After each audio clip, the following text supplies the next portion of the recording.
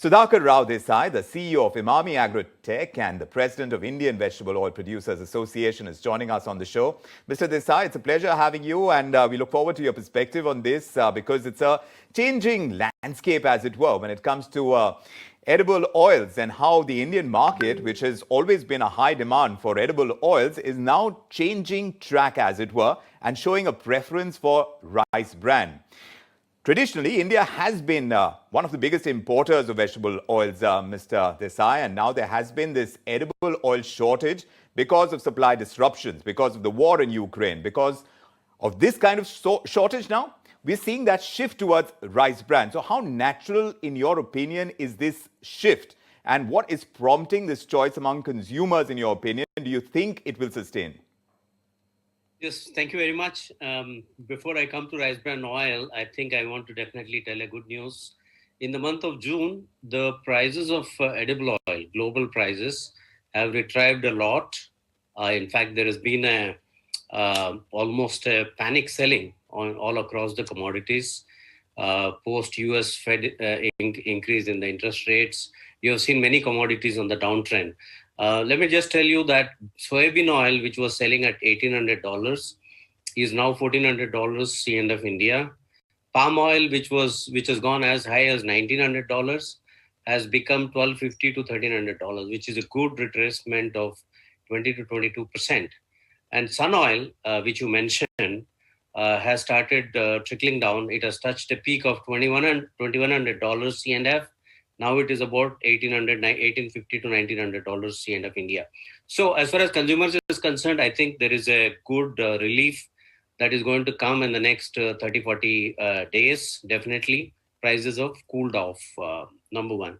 Number two, India requires about 18 lakh tons of oil per month. That makes it annual 23 million tons. We have seen in edible oil, since the prices have gone up by 60% over year on year, consumption has definitely dropped by about 7 to 8%. We have seen that happen, which is reflective in our import numbers, as against 15.2 million tons 2-3 years ago. I think in the coming 12 months, imports will be hardly about 12.5 million tons. There is also an increase of domestic oil production, mustard, rice bran.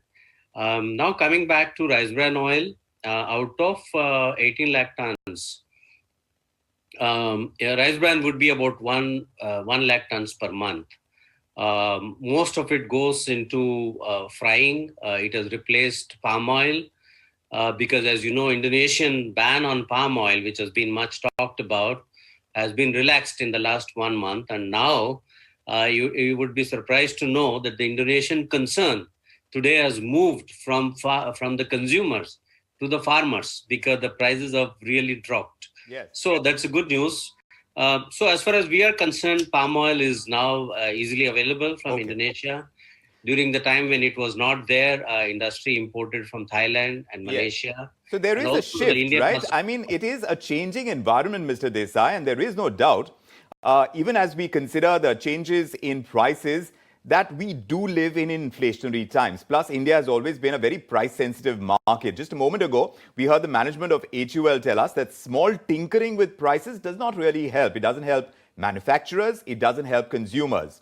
I want to understand from you what determines the choice of products that are put on shelves by Indian manufacturers. What is the thought process in boardrooms to determine strategy and what products to put out, the kind of marketing it will go with, and the kind of pricing that is associated with them in such an environment?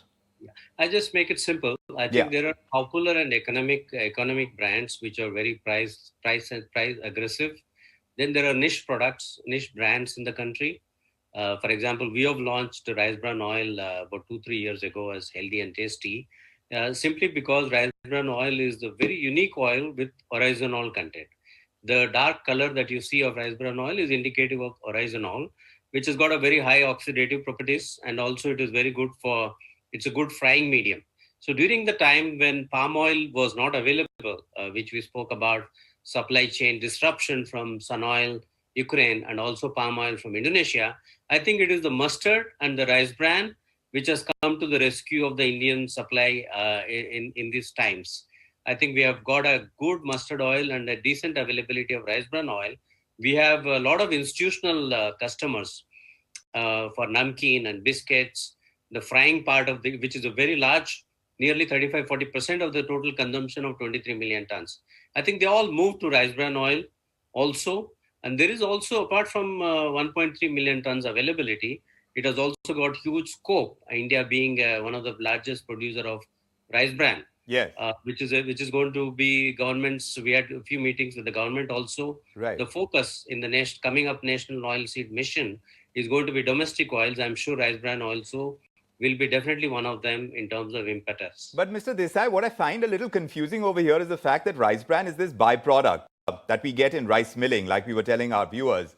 If you look at it traditionally, rice bran has been used for cattle and poultry feed. It's only now in recent years that oil mills have started extracting rice oil, if I can understand this correctly. Correct me if I'm wrong.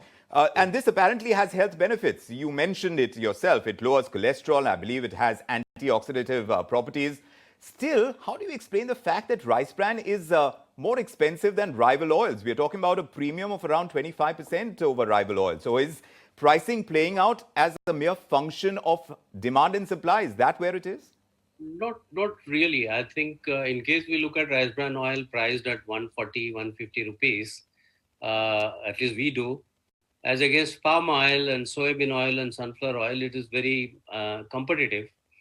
I think it is the small volume it's not a huge volume, right?